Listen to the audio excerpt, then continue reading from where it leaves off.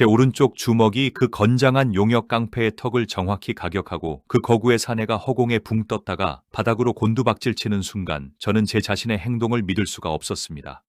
65이라는 나이, 그리고 대한민국 굴지의 식품기업 회장이라는 사회적 지위, 평생을 지켜온 냉철한 이성, 그 모든 것이 순식간에 증발해버린 것 같았습니다. 제 안에서 꿈틀거린 것은 이성적인 판단이 아니었습니다. 그것은 마치 벼랑 끝에 몰린 짐승이 제 새끼를 지키기 위해 발톱을 세우는 것과 같은 아주 원초적이고 뜨거운 본능이었습니다. 차가운 시멘트 바닥에는 방금 전까지만 해도 김이 모락모락 나던 노란 호박죽이 핏물처럼 낭자하게 엎어져 있었고, 그 뜨거운 죽 웅덩이 한가운데에는 23살의 어린 아가씨가 주저앉아 사시나무 떨듯 벌벌 떨고 있었습니다. 그 아이의 하얀 뺨은 놈의 무자비한 손찌검으로 인해 붉게 부어올라 있었고, 맑았던 눈빛은 공포로 얼어붙어 초점을 잃어가고 있었습니다. 그 처참한 광경이 제 심장을 난도질하는 것 같았습니다. 제가 그 짐승 같은 놈을 쓰러뜨리고 거친 숨을 몰아쉬며 아이를 일으켜 세우려던 그 짧은 찰나의 순간이었습니다. 놀란 가슴을 진정시키려는 듯 아이가 무릎에 얼굴을 묻은 채 아주 작은 소리로 마치 주문을 외우듯 콧노래를 흥얼거기 시작했습니다. 별들이 자러 가는 시간, 달님도 쉬러 가는 시간. 아가야, 너도 이제 꿈나라로 가렴. 그 멜로디를 듣는 순간 저는 심장이 멈추는 것 같아 숨을 쉴 수가 없었습니다. 주변의 소음이, 깡패들의 고함 소리가, 시장 사람들의 웅성거림이 순식간에 진공 상태처럼 사라지고 시간이 30년 전으로 거슬러 올라가는 듯한 현기증을 느꼈습니다. 그 노래는 세상 그 어디에도 어떤 악보상에도 존재하지 않는 노래였기 때문입니다. 가난해서 라디오 하나 없던 시절, 태교 동화책 한 권 살 돈이 없던 시절, 제가 직접 작곡해서 만삭의 아내 배를 쓰다듬으며 밤마다 불러주었던 오직 저와 제 아내, 그리고 뱃속의 아이만 알고 있는 우리만의 비밀 자장가였기 때문입니다. 도대체 이 아이는 누구길래 죽은 줄만 알았던 제 아내의 자장가를 부르고 있는 것일까요? 왜 이 아이의 목소리에서 30년 전 그 단칸방의 온기가 느껴지는 것일까요? 저는 떨리는 손으로 아이의 어깨를 잡았습니다. 제 손끝에서 전해지는 아이의 떨림이 제 운명을 송두리째 뒤흔들고 있었습니다. 안녕하십니까? 제 이름은 강준혁, 대한민국 식품업계 1위 기업인 진수성찬의 회장입니다. 사람들은 저를 보며 세상 모든 것을 가졌다고 부러워합니다. 대한민국에서 가장 맛있는 음식을 만드는 회사의 오너니까 매일 사내 진미만 먹으며 호의호식할 거라 생각합니다.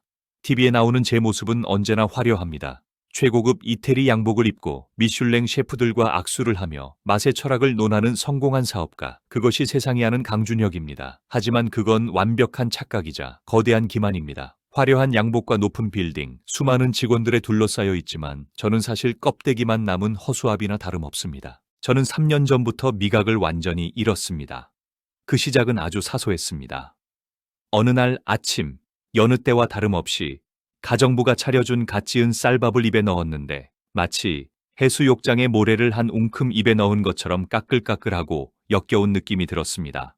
처음에는 그저 피곤해서 혹은 쌀의 상태가 좋지 않아서 그런 줄 알았습니다. 수저를 내려놓고 물을 마셨지만 물에서도 쇠비린내 같은 역한 맛이 났습니다. 하지만 점심에 중요한 바이어와 함께 먹은 최고급 한우 스테이크는 낡은 고무 타이어를 씹는 것 같았고, 저녁에 마신 빈티지 와인은 하수구 썩은 물맛이 났습니다. 단맛, 짠맛, 신맛, 매운맛, 그 어떤 것도 느껴지지 않았습니다. 모든 음식은 그저 씹어야 할 덩어리에 불과했고 목구멍으로 넘기는 과정은 고문과도 같았습니다. 국내에서 유명하다는 대학병원을 모두 찾아다녀 봤고 해외의 저명한 전문의들까지 만나봤지만 돌아오는 대답은 한결같았습니다. 스트레스성 미각 상실 혹은 원인 불명의 신경 손상이라고 했습니다. 의학적으로는 설명할 수 없는 마음의 병이라고 했습니다. 하지만 저는 압니다. 이것은 병이 아니라 하늘이 내린 형벌이라는 것을요. 30년 전 저는 성공의 눈이 멀어 가난한 조강지처를 버렸습니다. 야망이라는 이름 아래 제 출세를 보장해줄 재벌가 딸과의 정략 결혼을 선택했고 제 아이를 임신 중이던 첫사랑 연희를 비참하게 내쳤습니다. 그날 밤 비가 억수같이 쏟아지던 날 그녀가 제 바짓가랑이를 붙잡고 눈물로 호소했습니다. 준혁 씨, 제발 우리 아이는 어떡해요? 돈 같은 거 없어도 돼요. 우리 그냥 예전처럼 살아요. 그녀의 절규는 처절했습니다. 하지만 저는 그녀의 손을 차갑게 뿌리치고 그녀가 싸준 도시락을 진흙탕에 던져버린 채 성공의 사다리를 올랐습니다. 그녀가 행방불명되고 저 혼자 승승장구하며 부를 축적하는 동안 제 혀는 서서히 굳어갔던 것입니다. 죄책감을 외면하고 양심을 팔아넘긴 대가로 얻은 성공, 그 성공의 맛을 느끼지 못하게 하려는 신의 저주였던 것입니다. 지금 제가 가진 수조 원의 재산은 아내와 아이를 판 대가로 얻은 더러운 돈입니다. 저는 매일 밤 아무 맛도 나지 않는 묽은 죽을 약을 먹듯 억지로 삼키며 생각합니다. 사는 게 죽는 것보다 고통스럽다는 말이 바로 이런 것이구나. 맛있는 것을 먹는 즐거움이 사라진 삶은 색깔이 사라진 흑백 영화와도 같습니다. 차라리 이대로 굶어 죽는 게 내가 저지른 죄를 조금이나마 속죄하는 길이 아닐까 하고요. 그날도 저는 수행비서 하나만 대동한 채 신메뉴 시장 조사를 핑계로 정처 없이 거리를 배회하고 있었습니다. 화려한 백화점도 고급 레스토랑도 싫었습니다. 그곳의 가식적인 공기가 숨을 막히게 했습니다. 그냥 사람 냄새가 나는 곳, 화려하지 않아도 진심이 있는 곳으로 가고 싶어 서울 변두리의 낡은 재래시장을 찾았습니다. 비릿한 생선 냄새도 고소한 기름 냄새도 맡지 못한 채 죽은 동태 눈가를 하고 걷고 있을 때였습니다. 시장 가장 구석진 골목, 빛조차 잘 들지 않는 음지에서 기이한 일이 벌어졌습니다. 제 코끝이 움찔했습니다. 분명 아무 냄새도 맡지 못하던 제 죽은 감각기관에 아주 미세하고 달큰한 향기가 스치고 지나갔습니다. 처음에는 제 착각인 줄 알았습니다. 뇌가 만들어낸 환각이거나 그저 바람 냄새일 거라고 생각했습니다. 하지만 발걸음을 옮길수록 그 향기는 점점 더 선명해지고 구체적으로 변했습니다. 그것은 아주 오래전 가난했지만 행복했던 시절에 맡았던 그리운 냄새였습니다. 연탄불 위에서 보글보글 끓던 소박하지만 따뜻했던 그 냄새. 저는 무엇에 홀린 사람처럼 냄새를 쫓아 골목 깊숙이 들어갔습니다. 수행비서가 위험하다며 말렸지만 제 귀에는 들리지 않았습니다. 그곳은 다 쓰러져가는 판잣집들 사이에 위태롭게 끼어있는 겨우 5평 남짓한 작은 죽집이었습니다. 제대로 된 간판조차 없었습니다. 그저 찢어진 박스 종이에 검은 매직으로 투박하게 쓴 단호박죽이라는 글씨만 바람에 펄럭이고 있었습니다. 가게 앞에는 다 찌그러진 커다란 가마솥이 걸려 있었고 그 안에서 노란 김이 모락모락 피어오르고 있었습니다. 그 김이 제 얼굴을 감싸는 순간 저는 그 자리에 못 박힌 듯 멈춰 설 수밖에 없었습니다. 마치 30년 전의 시간 속으로 빨려 들어가는 것 같은 기분이었습니다. 가게 안을 들여다보니 주인은 낡은 스웨터를 입은 앳된 아가씨였습니다. 손님 하나 없는 가게에서 그녀는 묵묵히 나무 주걱으로 솥을 젓고 있었습니다. 그녀의 뒷모습이 너무나 작고 초라해 보였습니다. 낡은 스웨터는 보풀이 일어 있었고 머리는 대충 묶어 올린 채였습니다. 하지만 이상했습니다. 그 초라한 풍경을 보는데 왜 제 가슴이 이렇게 쿵쿵 뛰는 걸까요? 그 달콤한 호박 냄새가 왜 30년 전 우리가 살던 그 춥고 좁은 단칸방을 떠올리게 하는 걸까요? 그때 연희도 저렇게 등 돌리고 앉아 만삭의 몸으로 호박을 삶곤 했습니다. 여보, 나 호박죽 먹고 싶어. 우리 아기가 먹고 싶대. 그녀의 목소리가 환청처럼 들려왔습니다. 저도 모르게 가게 안으로 발을 들였습니다. 삐걱거리는 나무 문을 열고 들어서자 온기 가득한 공기가 저를 맞이했습니다. 가게 안은 좁았지만 정갈했습니다. 낡은 테이블 2개가 전부였지만 먼지 하나 없이 깨끗했습니다. 어서 오세요, 어르신. 아가씨가 고개를 돌려 맑은 목소리로 인사했습니다. 그녀의 얼굴을 보는 순간 저는 또 한 번 놀랐습니다. 화장기 없는 수수한 얼굴, 낡은 옷차림이었지만 눈망울만은 유난히 맑고 깊었습니다. 마치 세상의 때가 묻지 않은 보석 같았습니다. 그리고 그 눈매가 묘하게 누군가를 닮아 있었습니다. 하지만 그때는 그게 누구인지 떠올릴 수 없었습니다. 그저 나측다는 느낌뿐이었습니다. 저는 구석자리에 앉아 호박죽 한 그릇을 주문했습니다. 호박죽 한 그릇 주시게.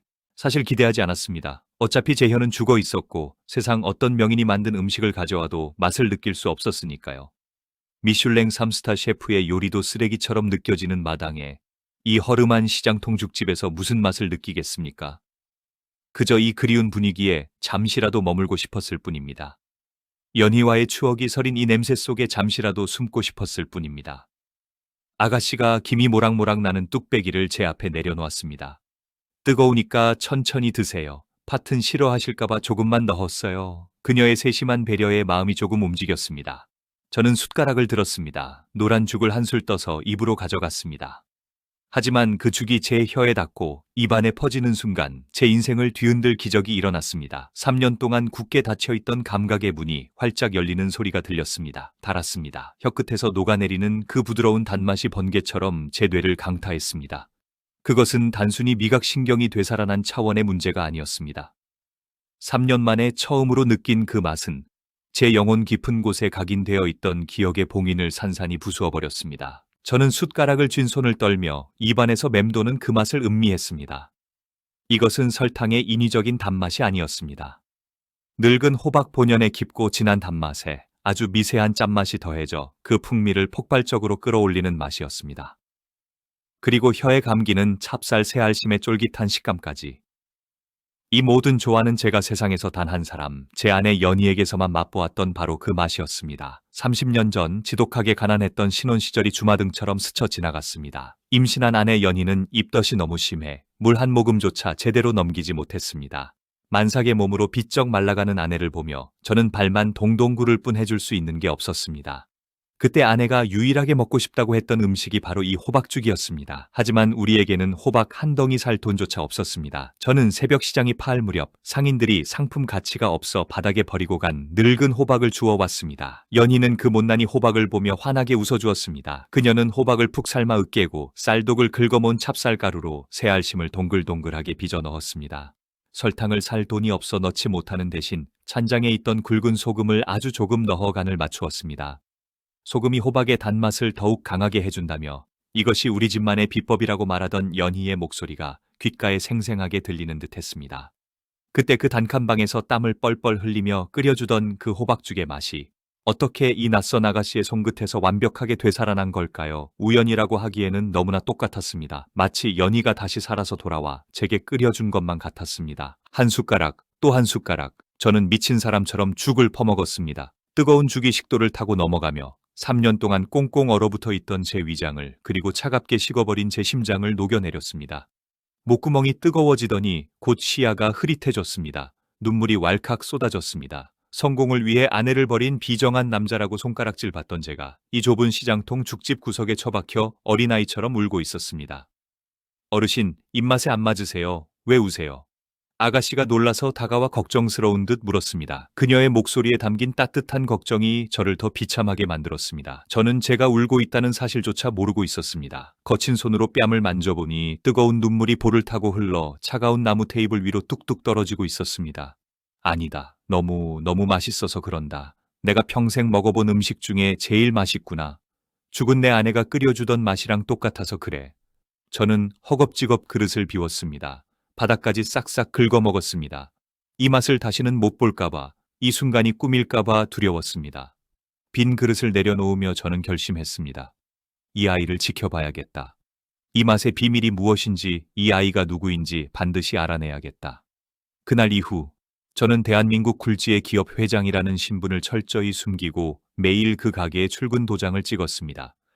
허름한 등산복을 입고 은퇴하고 소일거리 찾는 힘없는 독거노인 행세를 하며 그녀와 가까워졌습니다. 아가씨의 이름은 봄이라고 했습니다. 봄이. 유난히 추위를 많이 타던 연희가 가장 좋아했던 계절이 봄이었습니다. 긴 겨울이 가고 따뜻한 봄이 오기를 바라는 마음으로 어머니가 지어주신 이름이라고 했습니다. 그 이름을 듣는 순간 제 가슴이 또 한 번 철렁 내려앉았습니다. 연희가 뱃속에 아이를 부르던 태명이 봄이었기 때문입니다. 저는 매일 점심시간이 지나 손님이 뜸해질 무렵 봄이네 가게에 들렀습니다. 죽 한 그릇을 시켜놓고 천천히 먹으며 봄이의 말동무가 되어주었습니다. 가까이서 지켜본 봄이는 참으로 싹싹하고 밝은 아이였습니다. 지나가는 시장 상인들에게 먼저 밝게 인사를 건넸고 배고픈 길고양이가 오면 팔다 남은 죽을 시켜서 내어주는 마음 따뜻한 아이였습니다. 그녀의 미소는 주변을 환하게 밝히는 힘이 있었습니다. 하지만 자세히 들여다본 봄이의 삶은 고단함 그 자체였습니다. 꽃다운 23살, 한창 꾸미고 다닐 나이에 그녀는 늘 헐렁한 몸빼 바지에 낡은 앞치마를 두르고 있었습니다. 무엇보다 제 마음을 가장 아프게 한 것은 봄이의 손이었습니다. 그녀가 제 앞에 물컵을 내려놓을 때마다 저는 죄인처럼 그 손을 훔쳐보았습니다. 그것은 20대 아가씨의 손이라고는 믿기 힘들 정도로 거칠고 투박했습니다. 뜨거운 소태대인 붉은 화상 자국이 손목과 손등 곳곳에 훈장처럼 남아있었고 무거운 호박을 매일 나르다 생긴 굳은 살이 손바닥에 가득했습니다. 찬물에 재료를 씻고 설거지를 하느라 트고 갈라진 손가락 마디마디에는 반창고가 덕지덕지 붙어 있었습니다. 제 주변의 재벌가 딸들이 네일 아트를 받고 명품 가방을 들 때 이 아이는 그 고사리 같은 손으로 험한 시장 바닥에서 생계를 꾸려가고 있었던 것입니다. 제 딸이 살아있다면 딱 저 나이일 텐데 내 딸이었다면 손에 물 한 방울 안 묻히고 금지옥엽으로 키웠을 텐데 하는 생각이 들 때마다 숨을 쉴 수 없는 죄책감이 밀려왔습니다. 부모님은 안 계시니? 어느 날 비가 추적추적 내리는 오후였습니다. 손님이 없어 한산한 가게에서 봄이가 팥을 다듬고 있을 때 제가 조심스럽게 물었습니다.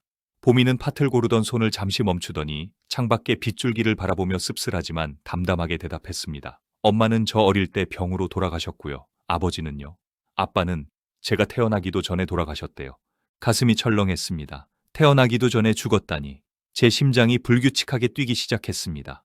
혹시 저처럼 아버지가 죽은 것이 아니라 가족을 버리고 떠난 것은 아닐까 하는 불길한 예감이 들었습니다. 연희도 저를 원망하며 아이에게 아버지는 죽었다고 말했을지도 모릅니다. 친척들은 없고? 네, 엄마가 고하셨거든요. 저도 혼자예요. 외가 쪽도 친가 쪽도 아는 분이 아무도 없어요. 고아. 연희도 고아였습니다. 의심은 점점 확신으로 변해가고 있었습니다. 하지만 차마 더 깊이 물을 수가 없었습니다. 그 아이의 상처를 건드리는 것이 두려웠고, 만약 제 추측이 사실이라면 제가 감당해야 할 죄의 무게가 너무나 무거웠기 때문입니다. 보미는 다시 씩씩하게 웃으며 말을 이었습니다. 그래도 괜찮아요. 이 가게는 엄마가 남겨주신 유일한 유산이거든요. 이 호박죽 레시피도 엄마가 알려주신 그대로예요. 엄마 손맛을 기억해 주시는 단골 손님들이 있어서 저는 외롭지 않아요. 어르신처럼 맛있게 드셔주시는 분들을 보면 힘이 나요. 보미는 매일 새벽 4시에 일어나 시장에서 가장 좋은 호박을 사오고 밤늦게까지 팥을 삶아 앙금을 만든다고 했습니다. 또래 친구들은 대학 캠퍼스를 거닐고 연애를 하며 청춘을 즐길 나이에 이 좁고 습한 가게에 갇혀 하루 종일 죽만 끓이고 있는 아이, 그런데도 불평 한마디 없이 웃고 있는 저 아이, 그 아이의 맑은 미소를 보며 저는 굳게 결심했습니다. 이 아이를 돕고 싶다. 피를 나눈 혈육이 아니더라도 상관없다. 내가 가진 힘과 돈으로 이 아이의 무거운 짐을 덜어주고 싶다. 그것이 내 아내 연희에게, 그리고 얼굴조차 보지 못한 내 아이에게 속죄하는 길이라 생각했습니다. 하지만 제 정체가 드러나면 아이가 부담스러워할까봐 혹은 상처받을까봐 저는 그저 매일 매상을 올려주는 키다리 아저씨 노릇만 했습니다. 직원들을 시켜 단체 주문을 넣기도 하고 가게에 필요한 물품을 몰래 두고 오기도 했습니다. 보미가 기뻐하는 모습을 보는 것이 제 삶의 유일한 낙이 되었습니다. 그러나 그 작은 행복조차 오래가지 못했습니다. 그 시장에 재개발이라는 검은 그림자가 드리우고 있었습니다. 탐욕스러운 자들의 손길이 이 평화로운 가게를 향해 뻗어오고 있었습니다. 그러던 어느 날 오후였습니다. 그날따라 하늘은 낮게 내려앉아 있었고 습기를 머금은 바람이 불길하게 불어오고 있었습니다. 저는 오전에 중요한 이사회 일정을 마치고 서둘러 보미네 가게로 향했습니다. 따뜻한 호박죽 한 그릇을 먹으며 보미의 환한 미소를 보는 것이 제 하루의 유일한 낙이자 안식이었기 때문입니다. 수행비서가 운전하는 차가 시장 입구에 도착했을 때부터 분위기가 심상치 않았습니다. 평소라면 활기찬 상인들의 외침과 흥정하는 소리로 가득했을 시장 골목에 날카로운 고함과 무언가가 부서지는 굉음만이 가득 차 있었습니다.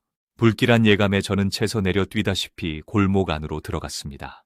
그리고 그곳에서 저는 제 눈을 의심케 하는 지옥도를 목격했습니다. 보미의 작은 가게 앞은 난장판이 되어 있었습니다. 가게 입구를 지키던 낡은 입간판은 반으로 쪼개져 나뒹굴고 있었고, 보미가 새벽부터 정성껏 손질해 놓은 늙은 호박들은 마치 축구공처럼 이리저리 차여 으깨져 있었습니다. 노란 호박 속살이 진흙바닥에 처참하게 뭉개져 있었습니다. 검은 양복을 입은 덩치 큰 남자 대여섯 명이 그 좁은 가게 안을 휘젓고 있었습니다. 시장 재개발을 강제로 밀어붙이기 위해 시행사에서 고용한 용역 깡패들이었습니다. 그들은 사람이 아니라 미쳐 날뛰는 짐승 같았습니다. 가게 안에 있는 플라스틱 의자를 집어던져 벽을 부수고 선반에 올려진 그릇들을 모조리 쓸어버렸습니다. 와장창 하는 소리와 함께 그릇들이 산산조각이나 파편이 사방으로 튀었습니다. 야, 이년아, 언제까지 버틸 거야? 여기 재개발 구역이라고 했지. 이번 주까지 방 빼라고 몇 번을 말해. 좋은 말로 할 때 꺼지란 말이야. 용역 반장으로 보이는 목에 굵은 금목걸이를 한 험상궂은 남자가 보미의 멱살을 잡고 흔들고 있었습니다. 보미는 겁에 질려 파랗게 질린 얼굴로 바들바들 떨고 있었지만 그 와중에도 무언가를 필사적으로 지키려 하고 있었습니다. 그것은 보미가 매일 새벽부터 밤늦게까지 팥을 삶고 호박을 끓이던 어머니의 유품인 커다란 가마솥이었습니다. 하지만 그 짐승 같은 놈은 자비가 없었습니다. 놈은 보미를 거칠게 밀쳐 바닥에 내동댕이 쳤습니다. 어디서 말귀를 못 알아쳐먹고 버텨 확 밀어버리기 전에 꺼져. 놈이 군화발로 펄펄 끓고 있던 가마솥을 걷어찼습니다. 쿵 하는 둔탁한 소리와 함께 솥이 뒤집혔습니다. 뜨거운 김을 내뿜던 노란 호박죽이 바닥에 쏟아지며 사방으로 튀었습니다. 그것은 마치 보미의 피눈물처럼 보였습니다. 보미는 바닥을 기어가며 뜨거운 죽이 묻은 엎어진 솥을 끌어안고 울부짖었습니다. 뜨거운 죽이 고사리 같은 손에 닿아 살이 벌겋게 익어가는데도 아이는 아픔도 잊은 채 솥을 지키려 했습니다. 안 돼요. 이거 우리 엄마가 남겨준 거예요. 제발요, 아저씨. 저는 갈 데가 없어요. 여기서 나가면 저 죽어요. 제발 이러지 마세요. 보미의 절규가 시장 골목을 울렸지만 구경 나온 상인들조차 깡패들이 무서워 누구 하나 나서지 못하고 발만 동동 구르고 있었습니다. 하지만 깡패들은 매정했습니다. 피도 눈물도 없는 악마들이었습니다. 갈 데가 없으면 한강 다리 밑으로 가든지, 돈도 없는 고아년이 어디서 버텨? 죽고 싶으면 딴 데 가서 죽어.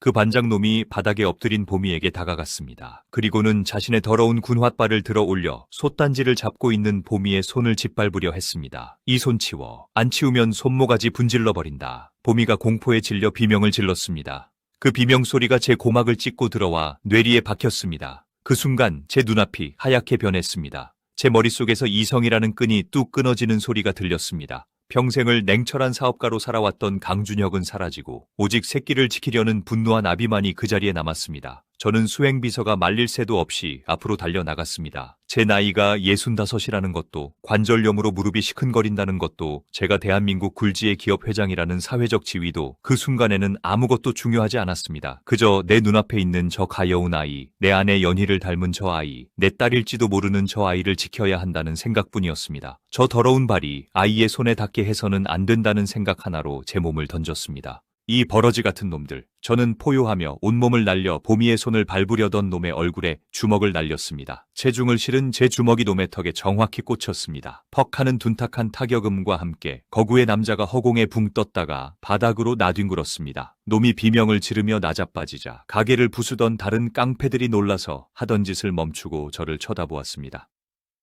뭐야, 이 늙은이는 죽고 싶어 환장했나? 반장님, 괜찮으십니까? 놈들이 쇠파이프와 강목을 고쳐쥐고 저를 에워쌌습니다. 살벌한 기운이 감돌았고 제 등 뒤에서는 보미의 흐느낌 소리가 들려왔습니다. 하지만 저는 한 발짝도 물러서지 않았습니다. 두려움보다는 분노가, 공포보다는 사리가 제 온몸을 지배했습니다. 저는 보미를 제 등 뒤로 숨기고 놈들을 노려보았습니다. 제 눈에서는 시퍼런 불꽃이 튀고 있었습니다. 쓰러졌던 반장놈이 입가에 터진 피를 닦으며 비틀거리고 일어났습니다. 아니, 이 늙은이가 돌았나? 야, 뭐해? 저 늙은이 다리 몽둥이부터 부러뜨려. 놈의 지시에 깡패들이 저에게 달려들 기세를 보였습니다. 그때 제가 낮고 굵은 목소리로 일갈했습니다. 내 딸에게 손대지 마라. 제 목소리는 쩌렁쩌렁하게 울려 퍼졌습니다. 그것은 단순히 위협하는 소리가 아니었습니다. 자식을 건드린 자들에 대한 피 끓는 경고이자 제 목숨을 걸고서라도 지키겠다는 맹세였습니다. 내 딸 손가락 하나라도 건드리면 너희들 인생을 송두리째 뽑아버리겠다. 아니, 너희들이 발붙이고 사는 이 땅에서 영원히 매장시켜 주마. 내가 누군지 알고 덤비는 거냐. 제 입에서 딸이라는 단어가 튀어나왔습니다. 계산하고 한 말이 아니었습니다. 저도 모르게 터져나온 말이었습니다. 하지만 그 순간 저는 뼈저리게 깨달았습니다. 설사 유전자 검사 결과가 불일치로 나온다 하더라도 피 한 방울 섞이지 않았을지라도 상관없었습니다. 이 아이를 지키고 싶은 이 뜨거운 마음은 아버지가 딸을 지키려는 그 마음과 한치도 다르지 않다는 것을요. 제 무의식은 이미 알고 있었던 것입니다. 이 아이가 제 핏줄이라는 것을. 그때였습니다. 골목 입구에서 타이어 긁히는 소리가 요란하게 들리더니 검은색 세단 수십 대가 멈춰 섰습니다. 차 문이 열리고 검은 양복을 입은 건장한 사내들이 쏟아져 나왔습니다. 제 수행비서의 연락을 받고 긴급 출동한 그룹 경호팀이었습니다. 회장님, 괜찮으십니까? 경호실장이 다급하게 달려와 제 앞을 막아섰습니다. 건장한 경호원 수십 명이 좁은 골목을 가득 메우자 분위기는 순식간에 반전되었습니다. 기세등등하던 용역 깡패들의 얼굴이 사색이 되었습니다. 그들은 본능적으로 알았습니다. 자신들이 건드려서는 안 될 사람을 건드렸다는 것을요. 회장님이라니. 설마 진수성찬 그룹. 반장놈이 다리를 후들거렸습니다. 전원 제 앞에 경찰에 넘기기 전에 다시는 주먹질 못하게 만들어놔. 제 차가운 명령이 떨어지자마자 상황은 순식간에 정리되었습니다.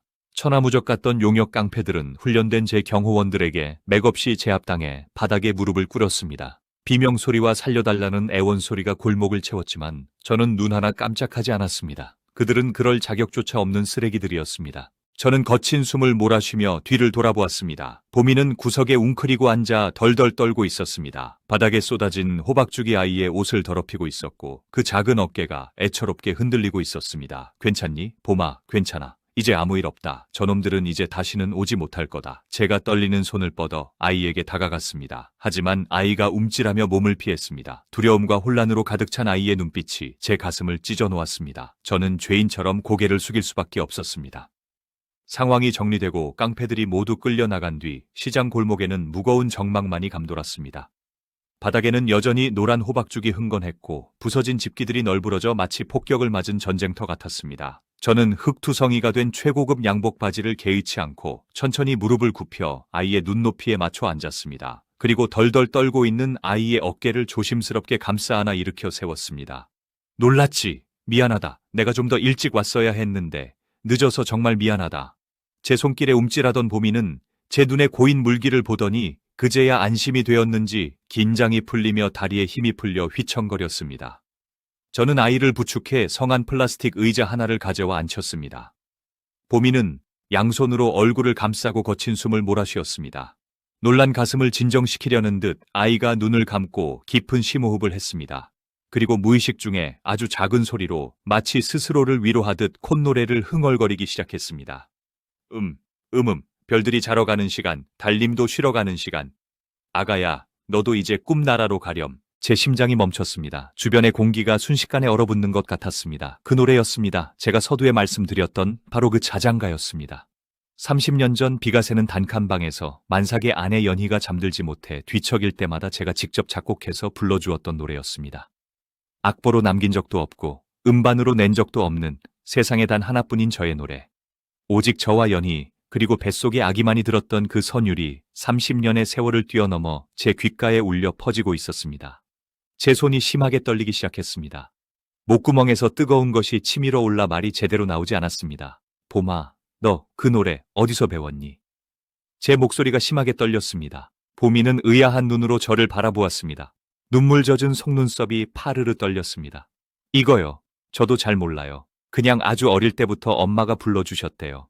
제가 뱃속에 있을 때 아빠가 매일 밤 배를 쓰다듬으며 불러주던 노래라고요. 아빠가 저를 위해 만들어준 세상에 하나뿐인 노래라고 엄마가 그랬어요. 세상이 멈췄습니다. 모든 퍼즐이 맞춰졌습니다. 3년 만에 돌아온 미각, 죽은 아내의 손맛과 똑같은 단호박죽, 태어나기도 전에 죽었다는 아빠, 그리고 세상에 단 하나뿐인 이 노래. 이 아이는 제 딸이었습니다. 제가 성공에 눈이 멀어 비참하게 버린 여자, 연희가 온갖 고생을 하며 목숨 걸고 지켜낸 제 핏줄이었습니다. 연희는 저를 원망하면서도 아이에게만큼은 아빠의 사랑을 남겨주려 했던 것입니다. 그 지독한 사랑과 희생 앞에 저는 무너져 내렸습니다. 저는 그 자리에 털썩 주저앉았습니다. 그리고 보미의 두 손을 잡고 오열했습니다. 제 눈물이 보미의 거친 손등 위로 뚝뚝 떨어졌습니다. 봄아, 내가 미안하다. 내가 죽일 놈이다. 내가 죄인이다. 보미는 영문을 몰라 당황하며 저를 일으키려 했습니다. 어르신, 왜 그러세요? 어디 편찮으세요? 아니다. 봄아, 나를 보거라. 내 얼굴을 잘 보거라. 저는 고개를 들어 아이의 눈을 똑바로 바라보았습니다. 연희를 쏙 빼닮은 그 맑은 눈동자에 제 비루한 얼굴이 비쳤습니다. 내가 내 아비다. 내가 너와 내 엄마를 버린 그 천하의 몹쓸 놈이다. 죽었다던 내 아비가 바로 나다. 제 고백이 좁은 시장 골목을 가득 채웠습니다.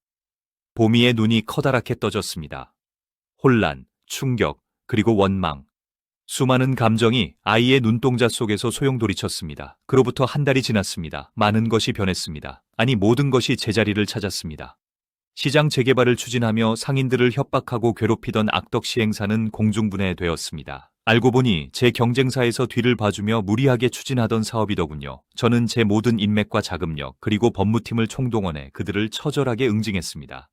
용역 깡패들은 전원 구속되었고 시행사 대표는 횡령과 배임 혐의로 감옥에 갔습니다. 경쟁사 회장 또한 불법 하도급 문제로 검찰 조사를 받게 만들었습니다. 저는 그들을 법적으로 사회적으로 철저히 매장시켰습니다. 다시는 돈과 권력으로 약한 사람들을 짓밟지 못하도록 본보기를 보여주었습니다. 그리고 그 시장 부지를 제가 개인 사비로 전부 사들였습니다. 재개발 계획은 전면 백지화했습니다. 그곳은 이제 보미와 상인들이 마음 편히 장사할 수 있는 영원한 터전이 될 것입니다. 보미네 가게는 제가 직접 인테리어 업체를 불러 깔끔하게 수리해 주었습니다. 물론 그 낡은 가마솥과 단호박죽이라고 쓴 종이 간판은 보미의 뜻대로 그대로 두었습니다. 보미는 이제 제 저택에서 함께 지냅니다. 유전자 검사는 당연히 99.99% 친자 관계가 성립한다고 나왔습니다. 처음에는 죽은 줄 알았던 아버지가 살아있다는 사실, 그리고 그 아버지가 자신들을 버리고 떠나 부자가 되었다는 사실에 보미는 큰 충격을 받았습니다. 저를 용서하지 못해 며칠을 방 안에 틀어박혀 울기만 했습니다. 당연한 일이었습니다. 저는 용서받을 자격이 없는 놈이니까요. 하지만 제가 30년 동안 단 한 번도 버리지 않고 간직해온 연희의 빛바랜 사진, 그리고 매일 밤 아내와 아이에게 사죄하며 썼던 수십 권의 낡은 일기장을 보미에게 건넸습니다. 보미는 밤새 그 일기장을 읽으며 울고 또 울었습니다. 그리고 다음 날 아침 퉁퉁 부은 눈으로 방문을 열고 나와 제게 말했습니다. 엄마가 그랬어요. 아빠를 많이 미워했지만 또 그만큼 많이 사랑했다고요. 엄마가 용서했으니 저도 노력해볼게요.